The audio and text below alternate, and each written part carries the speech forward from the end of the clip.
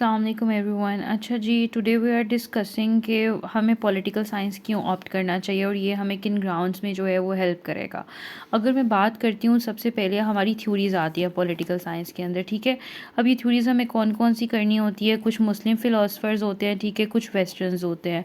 मुस्लिम में हमारे पास जी 2-3 फ़ेमस हैं, उससे ज़्यादा हमारे पास पेपर्स में नहीं आते, जिसमें आपका इब्न खल्दून आ जाता है, आपका अल फ़राबी आ जाता है, अल मावर्दी आ जाता है, इल्लामा इक़बाल आ जाता है।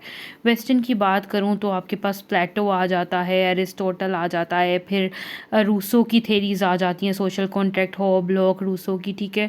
फिर जेरेमी बेंथम आ जाता है, इसी तरह कार्ल मार्क्स है, मोंटेस्क है। ये कुछ फेमस फ़िलासफ़र्स हैं और हमें यही करने होते हैं।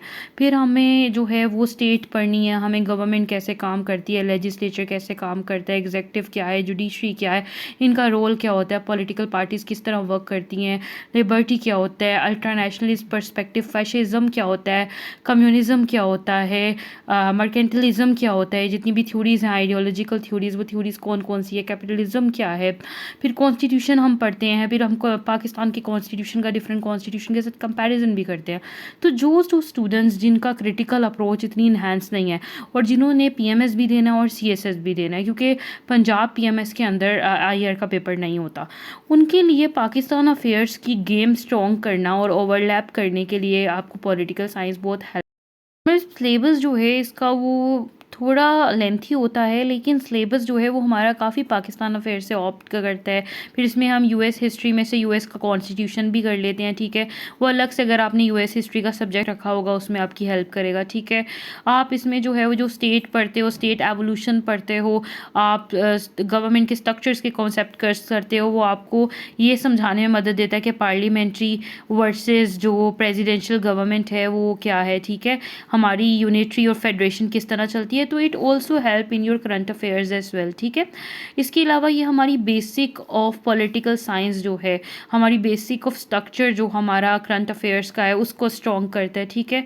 पाकिस्तान में अभी तक हर स्टूडेंट को अच्छे से पता नहीं होता लेजिस्लेचर है क्या, लेजिस्लेचर किस तरह वर्क करता है, जुडिशरी किस तरह वर्क करती है। अमेरिका के अंदर अगर ये तीनों डिपार्टमेंट की, आपकी जुडिशरी का, आपका लेजिस्लेचर का और आपका जो कह लें कि एग्जीक्यूटिव क्लास है, इनका सेपरेशन ऑफ पावर है, हर कोई अपने अपने अदारे में अलग से काम करते हैं और एक दूसरे पे फिर चेक एंड बैलेंसेस भी रखते हैं। Role of check and balances है, सेपरेशन ऑफ पावर है, हम उसको पाकिस्तान के सिस्टम के साथ कंपेयर कर सकते हैं। तो ऑल ओवर ये जो आपका सब्जेक्ट है ये आपकी एक स्ट्रॉन्ग ग्रिप करता है और इसमें मार्क्स भी बहुत अच्छे आते हैं। पेपर 1 में तो 80-90 मार्क्स आराम से आ जाते हैं, थोड़ी टेक्निक्स को ऑप्ट करना होता है।